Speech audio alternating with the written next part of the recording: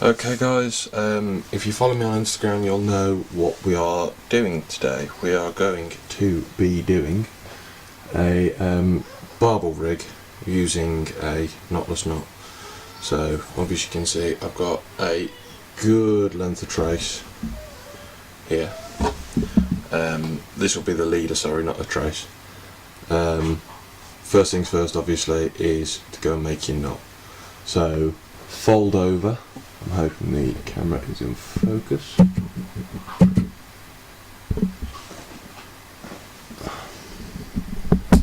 So this is just going to be a bit difficult to do. There we go. So you can see here I've got it folded over. Now the whole point of a knotless knot, I'm going to try and get this as best on camera as I can, is literally just pinch that loop and fold it back into itself. Now obviously I'm using thicker line than what you normally would, just obviously so it shows up on camera. This is my 18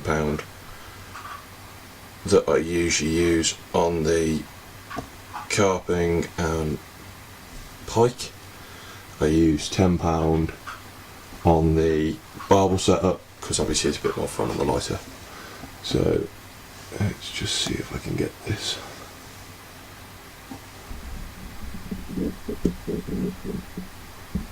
I'm hoping you can see that, guys. It's a bit thin, but obviously you can see now we've got a loop. It's on a knotless knot, and just trim away now the tag end.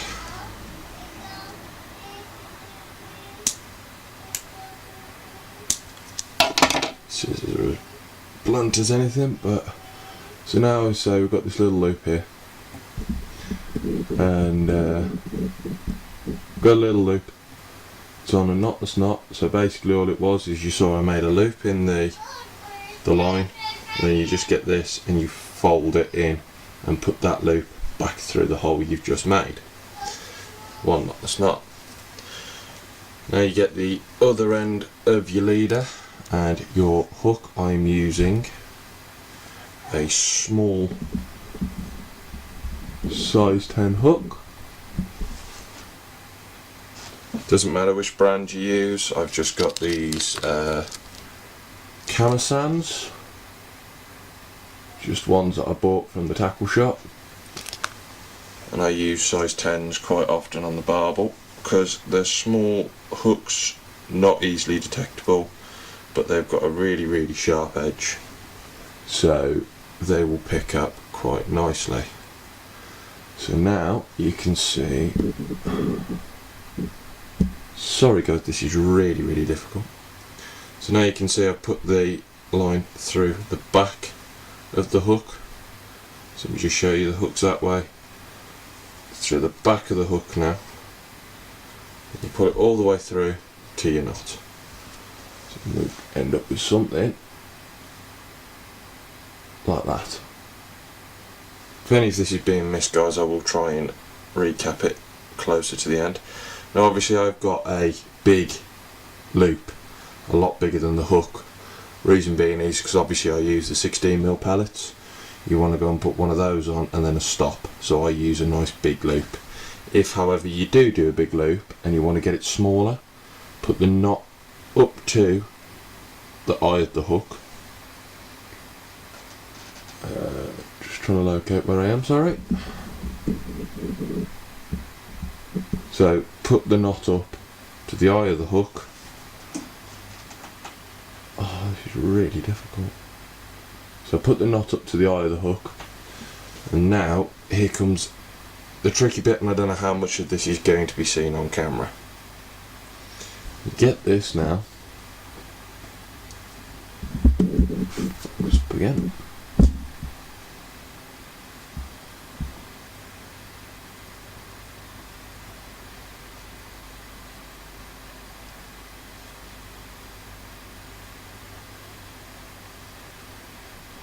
Obviously, as I say as well, guys, I am using too thick, so the knot is a bit too thick for this, so I'm actually going to have it longer, just for demonstration purposes. So this obviously is how it should be if you had a small hook, but sorry, a small knot for the size hook, but obviously, as I say, the line is far too thick.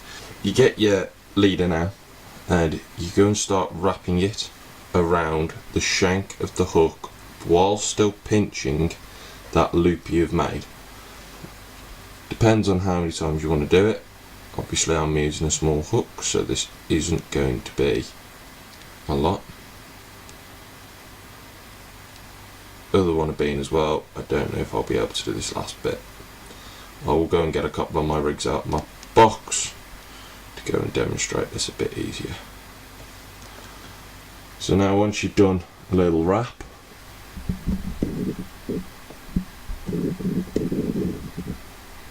so you can see there you've got a little wrap just on the shank here.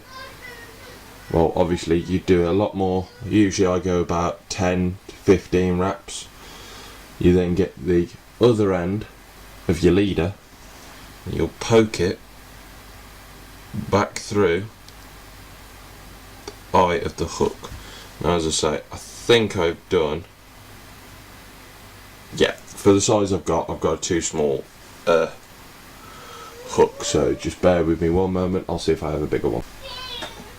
Okay guys, so we've got a bigger hook now, bigger eye, everything like that, so we're going to go and just start from where we were a little bit ago. So obviously you can see here we have the knotless knot loop that we have made. This is for the bait, right? So just get it a bit more in focus, and you can see now we've also got a bigger hook.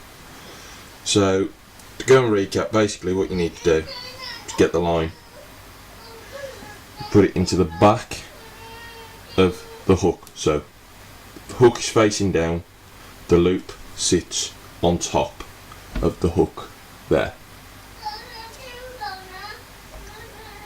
And what we do is we go and line up. So the loop, if it was smaller, if it was a finer line, the loop just sticks off of the shank of the hook. So I'm hoping you can see that. Just like so. You now pinch the loop and the hook. So now you can see I've got a good grip on it. It's not going anywhere. Get the other part of the line now and we start to wrap it. So 1, 2, 3, 4, 5, pull tight, 6, 7, 8, 9 and 10 on this one.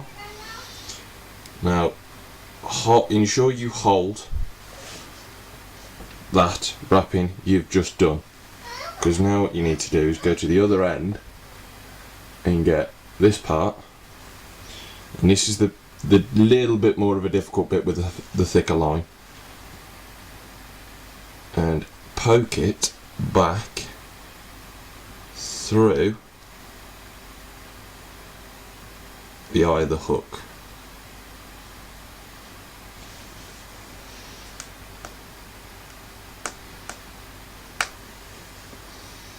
Just bite off a little bit of the line just so we can get it through. So there we go. Just like threading a needle, just poking it back through, and now pull this straight and tight. Now obviously you can see I've still got the tension there with my fingers. As soon as the tension has come off with the pulling of the line, there we go. So yeah guys, as you can see, you've now got your hair rig using a knotless knot. Now as you can see, there's quite a few mistakes on this rig. The main one being the loop is too far away from the hook, and obviously bearing in mind the fish is going to eat the bait. Sorry, I've just put my hand right in the way. Eat there, they would have to choke back the pellet or whatever you use on your rig, so the luncheon meat, whatever, they'd have to choke it right back before they even got to the hook. So obviously, yes, I know this is at the moment too far away. I am only doing this for an example. I've got a few pre-made up that I will show you how it should look. I've only just done it on camera using the thicker stuff. Obviously I wouldn't use this £18 generally. The reason being is obviously it's too thick, you can't get a very good one, and also if you want to use a smaller hook, it's absolutely useless for it. You have to use a big hook like that. Yeah, so yeah, I know, it's just, as I say, it's so you can see it on the camera a bit easier. The next one that I would go and say to people as well is go and have, if you are going to make these up, have a rig wallet. I'm just going to zoom out now because we're going into the bigger stuff here. Have a rig wallet. I've got one which is basically connected to my tackle box. So there we go, those are my different rigs there. You can see I've also got a pop-up rig there. I'll demonstrate that one in a moment. And actually just realising I haven't got a standard hair rig now to actually demonstrate to you. I've obviously lost it on the last session, either that or it's still in the tackle box. But the one that we can use as the same principle is, again, I'm probably going to have a lot of people in the comments probably telling me I'm doing this wrong,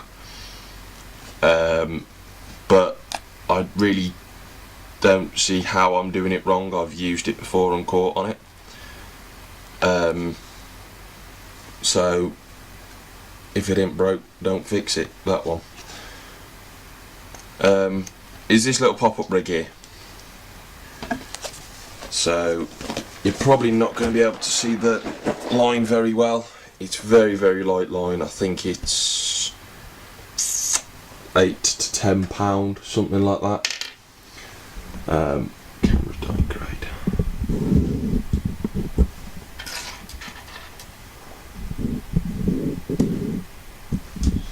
So you can see here, big hook, pop up, swan shot.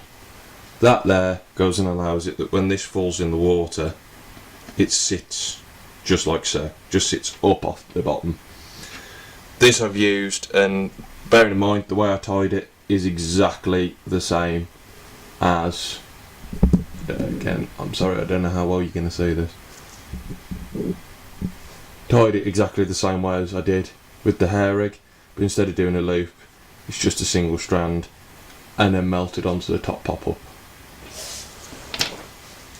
So guys, I realised after just checking through the footage then, my hand was actually in the way when I demonstrated the pop-up, so I've got a little jar of water here. I'm just going to lower in the rig.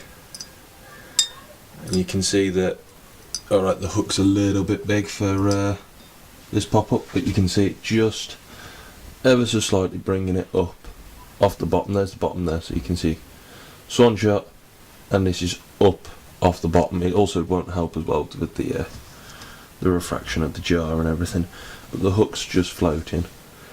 Yeah, I think actually it's it could do with a smaller hook on for the size pop-up, but as I say, I've caught on this rig before, and as I said, they're really good fun to use. Well guys, I hope it was informative for you. Only a quick video today. Unfortunately I have got a few other bits and pieces to do.